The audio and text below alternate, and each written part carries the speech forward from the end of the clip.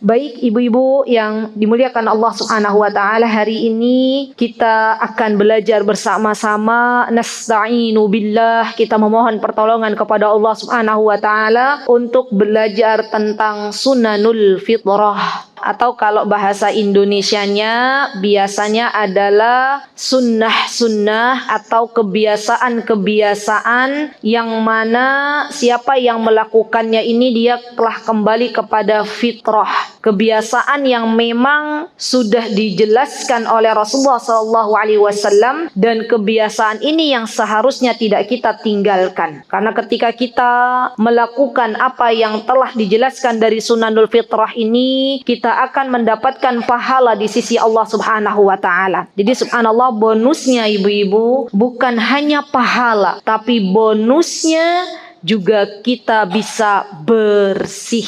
Karena sejatinya agama Islam ini adalah agama yang suka dengan kebersihan. Maka dari itu Rasulullah Sallallahu Alaihi Wasallam memerintahkan kepada umatnya untuk bersih-bersih. Bukan hanya tempat yang dibersihkan, bukan hanya rumah kita yang dibersihkan, tapi lebih dari itu badan kita pun mesti dibersihkan. Mari kita belajar bareng apa sebenarnya sunnah-sunnah yang dijelaskan oleh Rasulullah Sallallahu Alaihi Wasallam. Yang pertama, kata Rasulullah Sallallahu Alaihi Wasallam, jadi ada dua riwayat, ada yang mengatakan sunanul fitrah itu ada 5 dalam hadisnya, ada yang mengatakan ada 10.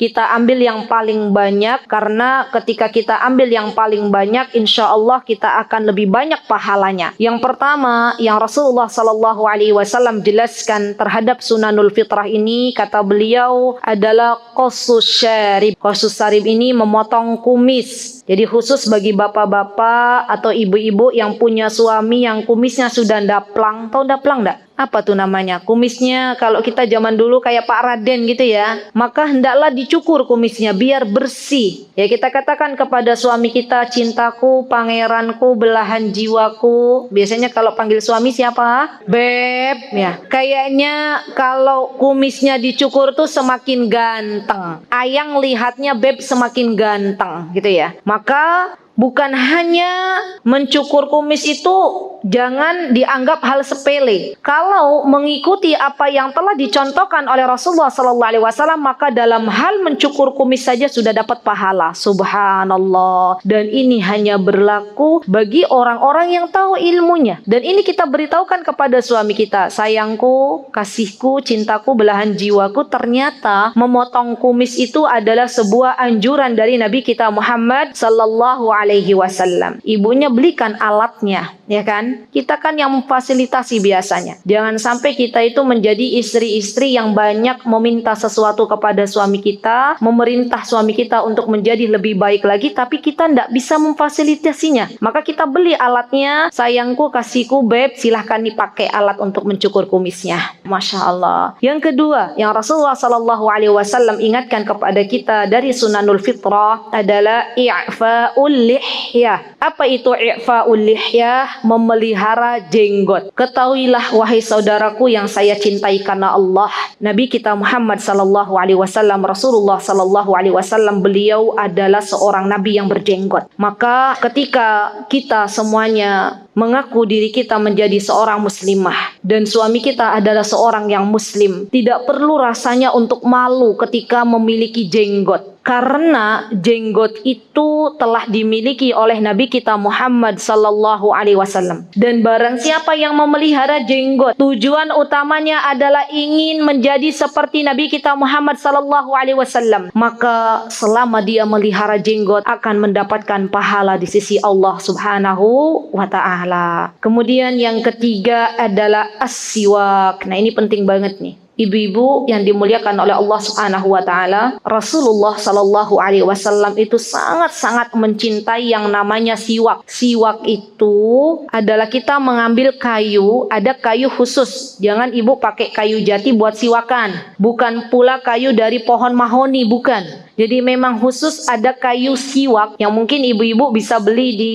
kalau habis umrah itu kan biasanya ada ya kayu-kayu siwak. Nah, pakai kayu itu. Kemudian dimamah dulu, jangan keras-keras langsung dimasukin ke mulut, dimamah ya sampai keluar itu putih-putihnya, baru kemudian bersiwak. Nah, siwak ini sangat-sangat dicintai oleh Rasulullah SAW. Beliau subhanallah sangat senang sebelum masuk ke rumah istri-istrinya, beliau bersiwak dulu. Ibu-ibu boleh nih sebelum ketemu sama suami, agar mulut kita itu segar, kita bersiwak dulu. Ketika ibu-ibu bersiwak, tujuannya adalah berhias ya, menyenangkan hati suami, sudah dihitung pahala di hadapan Allah Subhanahu wa taala. Jadi kita nih Bu, sebagai seorang wanita gampang banget ngumpulin pahala di rumah. Kita bersiwak, mau berjumpa dengan suami, biar suami itu menghirup udara segar dari mulut kita, maka kita bersiwak dulu. Rasulullah SAW kalau mau menemui istri beliau, beliau bersiwak. Beliau kalau mau sholat, beliau bersiwak. Beliau kalau mau baca Al-Quran, beliau bersiwak. Subhanallah. Sampai-sampai saking seringnya Rasulullah SAW bersiwak, beliau mengatakan, laula an asyukka ala ummati la amartuhum bis-siwak. Lihat Bu, saking cintanya beliau kepada siwak, sampai-sampai beliau itu mengatakan, kalau siwak itu tidak memberatkan umatku, maka niscaya aku perintahkan mereka, aku wajibkan mereka untuk bersiwak. Lihat, subhanallah. Jadi Rasulullah SAW adalah seorang Rasul yang sangat mencintai siwak. Sampai ketika beliau akan meninggal dunia, ketika beliau akan wafat menghadap Rabbnya, beliau melihat adik iparnya beliau Abdurrahman, adik kandung dari ibunda kita Aisyah radhiyallahu anha. Ibunda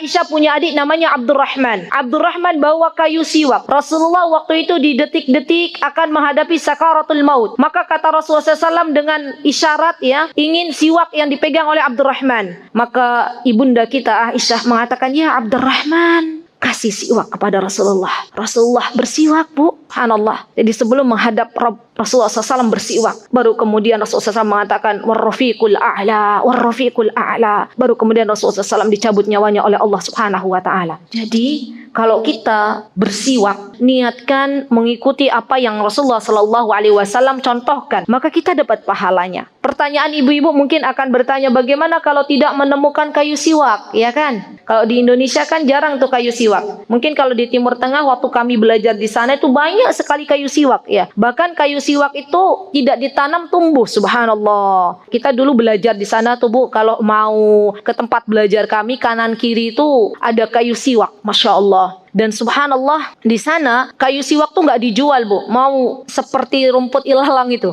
Kalau di Indonesia kan nggak ada ya, masya Allah. Maka dari itu boleh sebagian ulama mengatakan kalau nggak ada kayu siwak boleh diganti dengan sikat gigi. Ya masya Allah. Dan ini merupakan sebuah nikmat dari Allah Subhanahu wa taala ketika kita diberikan kesempatan untuk bisa bersih-bersih mulut kita, masya Allah. Baik, kemudian yang keempat. Yang keempat ini adalah istinsyaqul ma. Nah, ini penting banget nih. Jadi ibu-ibu yang dimuliakan oleh Allah, ketika kita berwudu, arti istinsyaqul ma itu adalah menghirup air ke dalam hidung. Biasanya ketika kita sedang berwudu, maka hendaklah kita bukan hanya berkumur-kumur, bukan hanya al-madmadah. Kalau bahasa Arabnya kumur-kumur itu al-madmadah. Tapi lebih dari itu kita hirup air yang ada di depan kita ke dalam hidung kita. Baru kemudian kita keluarkan kembali. Dan subhanallah, itu banyak sekali manfaatnya. Kalau ada misalnya ya, ada bakteri-bakteri ataupun kotoran yang ada di dalam hidung kita, ketika kita hirup dan kita keluarkan, maka hidung kita menjadi bersih. Subhanallah. Dan ini merupakan sebuah sunnah yang orang-orang belum banyak mencobanya. Terkadang ibu-ibu di sini sudah pernah mencoba, kemudian kesedak air nggak mau nyoba, ada? Pernah nggak mau nyoba untuk istinsyak tuh, dihirup air ke dalam hidung, setelah itu langsung ke kepala. Besoknya mau nyoba lagi apa sudah kapok? Nyoba lagi. Alhamdulillah. Sekarang sudah bisa ibu-ibu. Alhamdulillah. Pelan-pelan. Dirasakan. Jadi kalau mau menghirup air itu jangan langsung sedot, tapi kita rasakan. Kita rasakan. Jangan sampai masuk ke dalam, kita keluarkan kembali. Ya Masya Allah. Dan ini banyak sekali hikmahnya. Banyak sekali manfaatnya. Coba. Ya dicoba. Dan subhanallah, ketika kita sering kumur-kumur, sering beristinyak, istinsyak, menghirup air ke dalam hidung, itu biasanya jarang flu. Subhanallah. Jadi dari segi medis saja kita sudah dapat manfaatnya. Apalagi kita tahu bahwasanya menghirup air ke dalam hidung ini adalah sebuah hal yang dicontohkan oleh Rasulullah sallallahu alaihi wasallam. Jadi perlu dicoba, kalaupun kesedak besoknya dimulai lagi dengan pelan. Baik, kemudian yang selanjutnya adalah qasul adfar. Qasul adfar nih Bu, memotong kuku. Ya, subhanallah. Jadi, panutan kita ketika hidup di dunia itu adalah Rasulullah. Idola kita adalah Rasulullah, bukan artis-artis. Karena terkadang mohon maaf sekali, ada wanita-wanita yang dia berusaha memanjangkan kukunya. Ikut-ikutan idolanya, artisnya panjang kukunya, akhirnya memanjangkan kukunya. Bahkan dibiarkan kukunya itu sampai panjang dan dihias-hias. Ada nggak kira-kira ibu bertemu dengan wanita yang demikian? Banyak. Seorang muslimah atau bukan? Muslimah. Subhanallah. Berarti kita tahu ya, di antara bersih-bersihnya kita adalah dengan memotong kuku. Dan memotong kuku tidak lebih dari 40 hari. Kita memotong kuku, kalau sudah panjang kita potong. Hikmahnya, apa yang bisa kita dapatkan ketika kita memotong kuku ibu-ibu? Yang pertama, dicintai oleh Rasulullah sallallahu alaihi wasallam. Rasulullah senang ketika umatnya kukunya pendek. Rasulullah SAW menganjurkan kita untuk memotong kuku. Yang kedua, terkadang bakteri-bakteri itu bersembunyi di dalam kuku kita. Ya, kuku yang panjang itu biasanya ada bakteri-bakteri yang menyelinap di sana. Maka dengan kita dipotong kukunya, kita akan mendapatkan kebersihan. Subhanallah. Dan ini perlu kita ajarkan juga kepada anak-anak kita. Jadi bukan hanya kita saja, tetapi anak-anak juga perlu kita ajarkan. Nak, kalau kukunya sudah panjang dipotong ya nak. Ibu, kalau mengajarkan kebaikan untuk anak-anak, misalnya dari hal tadi memotong kuku, anak kita selama hidupnya dia memotong kuku, kita dapat pahalanya. Kita sudah terbujur kaku di kubur, tapi kita pernah memiliki peran mengajarkan kebaikan kepada anak-anak kita. Termasuk diantaranya adalah ini sunanul fitrah, memotong kuku. Kita katakan, nak, potong kukunya nak, karena ini bagian dari apa yang telah diperintahkan oleh Rasulullah sallallahu alaihi wasallam. Ketika kita sudah terbujur kaku di kubur, tidak bisa lagi melakukan amal solih, anak kita motong kuku, ingat nasihat kita dapat pahalanya Bu. Subhanallah. Ketika kita waktu di dunia, kita coba untuk menjadi teladan dalam bersiwak. Jadi kita benar-benar katakan kepada anak-anak kita, nak, bersiwak ini adalah sesuatu yang baik. Anak kita bersiwak sepanjang hidupnya. Kita sudah terbujur kaku di kubur, kita dapat pahalanya. Karena kita yang dulu mengajak anak-anak kita untuk bersiwak. Masya Allah. Kemudian selanjutnya, di antara yang menjadikan sunanul fitrah ini menjadi sebuah hal yang perlu kita pahami, di antaranya adalah ghuslul barajim. Ghuslul barajim itu adalah mencuci sela-sela siku. Biasanya kalau di tangan ini ada sela-sela siku, sela-sela ruas jari yang lekukan-lekukan tubuh. Itu namanya ghuslul barajim. Biasanya di kaki itu kan ada ya ibu ya, lekukan.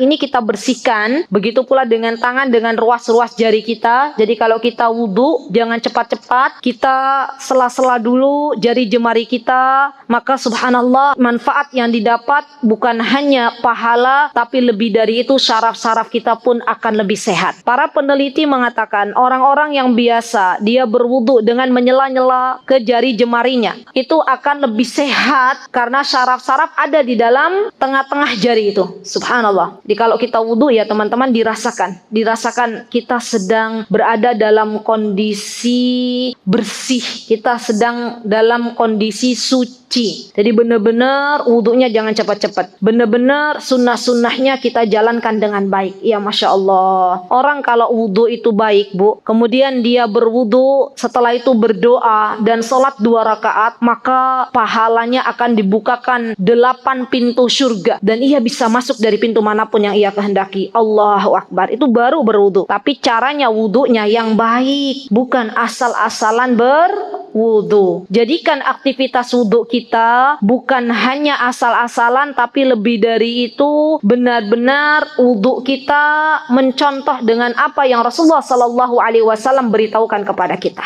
Baik, kemudian diantaranya adalah natful ibit. Nah, mencukur bulu ketiak. Ibu-ibu yang dimuliakan oleh Allah, mencukur bulu ketiak itu adalah bagian dari agama kita. Subhanallah, agama Islam telah mengatur sedemikian rupa kehidupan umatnya. Sampai-sampai mencukur bulu ketiak di dalam agama kita menjadi sebuah amal saleh. Coba cari di agama lain, ada nggak peraturan mencukur bulu ketiak? Tidak kita temukan. Hanya di dalam Islam, mencukur bulu ketiak itu menjadi sebuah hal amal saleh. Ibu-ibu, ketika mencukur bulu ketiak, maka kita niatkan untuk mengikuti sunnah Rasul. Dan itu kita dapat pahalanya. Begitu pula subhanallah, orang yang ketiaknya itu rapi, bulunya nggak panjang, itu mohon maaf, nggak akan ada bau badan yang sangat menyengat. Iya kan? Iya enggak, Bu? Ini juga perlu kita ajarkan kepada anak-anak kita. Jadi anak-anak kita, terutama yang sudah balik, biasanya kalau balik itu ibu-ibu ditandai dengan keluarnya bulu-bulu. Ibu-ibu, subhanallah ya, kita nih sebagai ibu, kalau kita punya anak putri, anak kita sebentar lagi mau balik, itu kewajiban bagi kita untuk menjelaskan perkara-perkara agama. Menjelaskan kepada anak kita, nak, nanti kalau kamu sudah datang haid, maka akan muncul bulu-bulu. Dan nanti bulu-bulumu kalau panjang termasuk bulu ketiak. Mohon maaf ya, ini bukan jorok tapi harus saya jelaskan. Nanti kamu potong, nak, bulunya, nak. Jangan sampai kau biarkan begitu saja. Kita ajarkan kepada anak putri kita, subhanallah, nak, kalau kamu haid, nanti kamu tidak boleh sholat, ya. Kamu tidak boleh puasa. Dan kita ajarkan juga ciri-ciri haid itu seperti apa. Kita ajarkan juga berhentinya haid itu tandanya seperti apa. Dan itu merupakan kewajiban kita sebagai seorang ibu. Begitu pula suami kita perlu mengajarkan pendidikan ini kepada anak laki-lakinya. Anak laki-lakinya diajarkan, nah, kalau kamu sudah mimpi basah, kalau kamu sudah balik dan telah tumbuh bulu-bulu kemaluanmu, bulu-bulu ketiakmu, maka engkau akan ada perintah untuk mencukur bulu-bulu ketiak dan bulu-bulu kemaluanmu. Dan ini yang mengajarkan suami kita. Saya kemarin sempat memberikan materi tentang bagaimana seorang ibu menghadapi anak yang akan balik. Tiba-tiba ada ibu yang bertanya begini, Ustazah, saya itu sudah minta ke suami saya untuk menjelaskan kepada anak kami yang putra, apa sih sebenarnya mimpi basah? Jawaban suaminya kira-kira apa, Bu? Bisa ditebak? Kata suaminya, Bunda aja yang jelasin. Kata istrinya, ya Allah, saya nggak pernah mimpi basah. Yang pernah mimpi basah ayah, bukan saya. Masya Allah. Dan ini merupakan tugas berat ya, bagi kita seorang ibu dan bagi suami kita. Harus bisa menjelaskan ini. Jangan sampai ibu-ibu yang dimuliakan oleh Allah, anak-anak kita mencari tahu sendiri dari internet. Yang ada, kalau mereka mencari tahu sendiri alamat-alamat balik di internet, jebret, ada video-video porno di situ. Ya subhanallah. Maka tugas kita sebagai seorang ibu itu berat. Di antara tugas kita menyampaikan ilmu kembali kepada anak-anak putri kita, kepada yang menjadi tanggungan kita. Suami kita menyampaikan kembali kepada anak-anak laki-lakinya, dan gak ada alasan malu untuk menyampaikan mimpi basah kepada anak putranya. Subhanallah. Dan termasuk di antaranya ini ya, yang kita jelaskan kepada anak-anak adalah mencukur bulu-bulu ketiak. Sudah siap, Bu, mengajak diskusi anak-anaknya? Coba saya mau cek dulu. Di sini yang pada punya anak-anak yang sudah balik siapa? Banyak nggak? Masya Allah, banyak. Sudah pernah belum diskusi tentang cukur-mencukur bulu ketiak dengan anak-anak? Sebagian sudah. Berarti nanti pulang dipanggil anaknya, nak, ibu mau berbicara sebentar. Tapi yuk berbicaranya kalau sama anak-anak yang sudah balik, ibu-ibu jangan seperti guru sama murid ya. Tapi jadilah sahabatnya. Ibu mau cerita. Dulu ibu waktu tumbuh bulu-bulu itu ibu cukur ya. Ceritanya kita sedang berbicara dan menganggap anak kita sebagai sahabat. Karena biasanya anak-anak yang sudah balik itu mereka pengen dijadikan teman oleh diri kita masing-masing. Masya Allah. Baik. Kemudian setelah kita tahu wa ghuslul barajim, yang wa natful ibit, kemudian wa halqul anah, Al-halqul anah ini mencukur bulu kemaluan. Nah, ini juga penting nih. Jadi ibu-ibu mohon maaf sekali, jangan sampai dibiarkan bulu kemaluannya panjang. Karena memang di antara sunnahnya itu dicukur. Begitu pula kita sampaikan kepada anak-anak kita. Anak-anak kita belum tahu sebenarnya bulu kemaluan itu dicukur kalau belum kita yang menjelaskan. Kalau bukan kita yang menjelaskan, maka kita sebagai seorang ibu yang baik, seorang ibu yang salihah, hendaklah memberitahukan ini kepada anak-anak. Jadi tugasnya begini nih, ambil peran masing-masing. Kita sebagai ibu menjelaskan kalau kita punya anak putri, ya jelaskan itu. Suami kita punya peran untuk menjelaskan tentang sunanul fitrah beserta materi-materi yang lainnya kepada putranya, kepada anak kita yang laki-laki. Maka subhanallah, kalau kita semuanya bisa menjalankan peran kita masing-masing, anak-anak kita insya Allah terselamatkan dari yang namanya video-video porno. Ya, anak-anak yang senantiasa diberikan ilmu oleh orang tuanya, diberikan kehangatan oleh orang tuanya. Orang tuanya itu sudah menjadi bestie bagi anak-anaknya. Tahu bestie nggak, Bu? Tahu ya? Maka anak itu tidak mencari bestie di luar. Dia akan menjadikan diri kita itu teman dekatnya. Dia akan nyaman dengan kita. Anak-anak perempuan yang hari ini nih, Bu, ya, mereka terlanjur pacaran dengan anak-anak laki-laki di luar. Itu karena belum pernah mendapatkan cinta dari ayahanda tercintanya. Karena dia belum pernah mendapatkan pujian dari kedua orang tuanya. Maka kita kembali lagi ke rumah. Pegang anak-anak kita. Didik anak-anak kita. Dan di antara pendidikan yang bisa kita berikan kepada anak-anak kita adalah sunanul fitrah ini. Ya, karena ini penting banget. Jadi harapan saya bukan mereka akhirnya mencari dari media sosial dan mendapatkan hal yang tidak-tidak, tapi kita sebagai orang tuanya yang mengajarkan kepada anak-anak kita. Baik, kemudian di antara termasuk dari sunanul fitrah adalah intiqasul ma. Subhanallah, beristinja dengan air, membersihkan bekas buang air kecil dan buang air besar dengan air. Subhanallah. Dan ini diatur sedemikian rupa oleh Islam. Kalau ada air, maka yang harus kita lakukan bersih-bersih dengan air. Kalau orang-orang barat, biasanya mereka ada air lebih mementingkan apa? Tisu, ya kan? Ada jamaah umroh. Jadi waktu itu alhamdulillah saya dan suami diberikan kesempatan untuk membimbing jamaah umroh.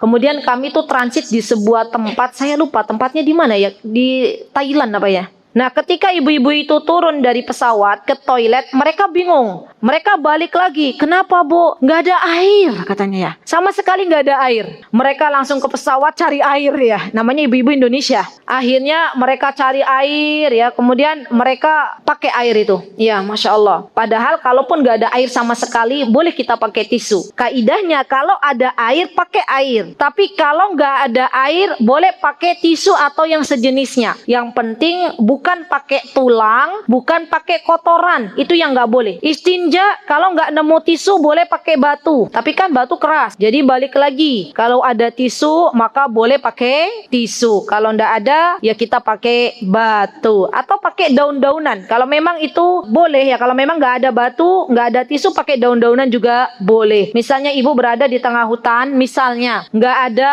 batu, nggak menemukan batu, misalnya nggak menemukan tisu, ada daun-daunan, nggak menemukan air, boleh pakai daunan. Subhanallah. Dan perlu diketahui, subhanallah, yang mengurusi masalah istinja ini hanyalah agama kita, agama Islam. Subhanallah. Sampai sedemikian rupa Rasulullah SAW menjelaskan kepada umatnya, urusan istinja saja diatur begitu detail di dalam agama kita. Maka bersyukurlah kepada Allah yang telah memberikan kepada kita kesempatan untuk menjadi umat Nabi kita Muhammad sallallahu alaihi wasallam. Baik, yang terakhir ibu-ibu adalah al-khitan. Al-khitan ini adalah khitan. Khitan itu di dalam Islam diwajibkan bagi laki-laki dan disunahkan bagi perempuan. Jadi subhanallah, khitan ini biasanya kalau untuk anak laki-laki artinya membuang kulit dzakar, membuang kulit yang ada, mohon maaf sekali, di atas kepala penis ya, dibuang sehingga dia menjadi lebih bersih lagi. Dan khitan ini lebih baik dilakukan ketika si anak masih kecil daripada dilakukan ketika si anak sudah besar. Karena kalau anak kita sudah besar baru dikhitan, maka masa penyembuhannya lebih lama. Kalau di Indonesia itu masya Allah, yang namanya sunatan itu, khitan itu hebohnya kayak orang mau nikahan, iya kan?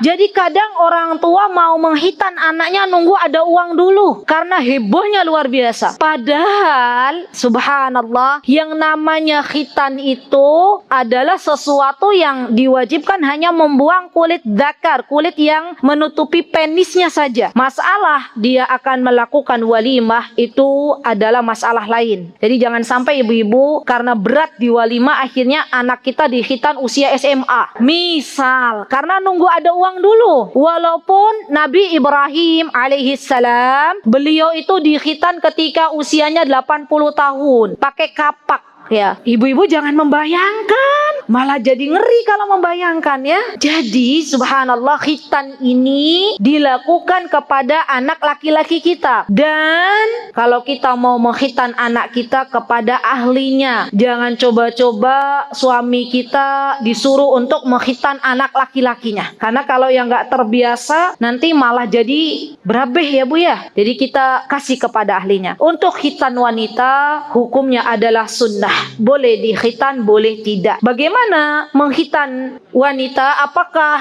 sama dengan khitan kepada laki-laki? Tentu berbeda. Khitan wanita itu dibuang sedikit saja kulit yang ada di atas, mohon maaf, di atas vaginanya, di atas farjinya. Dan ini dilakukan oleh orang-orang yang sudah biasa mengkhitan. Zaman dulu Bu, seorang sahabiah yang bernama Ummu Atiyah adalah orang yang biasa mengkhitan anak perempuan. Jadi ibu-ibu kalau mau mengkhitan anak perempuan, jangan kita yang mengkhitan. Kita serahkan kepada bidan-bidan biasanya, ya, yang biasa mengkhitan. Dan pesan ke bidannya, Bu bidan, tolong jangan dihabiskan. Itu harus kita katakan. Kenapa? Kata Rasulullah SAW, khitan perempuan itu tidak semuanya dihabiskan, karena lebih menyenangkan suaminya. Jadi di antara tujuan khitan perempuan itu ibu-ibu yang dimuliakan oleh Allah, agar syahwatnya itu tidak terlalu tinggi. Ya. Jadi ibu-ibu mohon maaf nih, kalau ibu-ibu tanya kepada ibunya nanti, Bu saya dikhitan dah gitu. Nah itu mungkin ibu kita bingung jawabnya, karena kan terkadang kita tuh nggak tahu ya. Biasanya kalau di Indonesia itu kan yang dikhitan laki-laki ya, yang perempuan itu sangat-sangat jarang. Jadi kalau mau menghitan perempuan boleh hukumnya. Kalau tidak dihitan apakah berdosa? Tidak juga, karena ini sunnah. Dan kalaupun dihitan, maka dihitannya tidak harus dihabiskan semuanya, sebagian saja, sebagian kecil. Karena kalau dihitannya itu sebagian kecil dari daging yang diambil, maka kata Rasulullah SAW ini akan lebih memuaskan suaminya. Ya, Masya Allah. Baik, Alhamdulillah kita sudah selesai dalam bab sunanul fitrah. Semoga Allah Subhanahu wa Ta'ala memberikan kepada kita semuanya ilmu yang bermanfaat. Semoga apa yang kita dengarkan pada acara ini bisa kita amalkan. Dan pinta saya kepada ibu-ibu, mumpung kita masih diberikan kehidupan, jangan lupa untuk berikan ilmu ini terutama kepada anak-anak kita. Semoga bisa menjadi jariah bagi kita semuanya ketika kita sudah tidak ada lagi di dunia. Kesempurnaan hanya milik Allah Subhanahu wa Ta'ala, dan kekurangan milik saya pribadi. Saya mohon maaf yang sebesar-besarnya. Aqulu qawli hadza wastaghfirullah li wa lakum wa akhiru da'wana anil hamdulillahi rabbil alamin. Wassalamualaikum warahmatullahi wabarakatuh.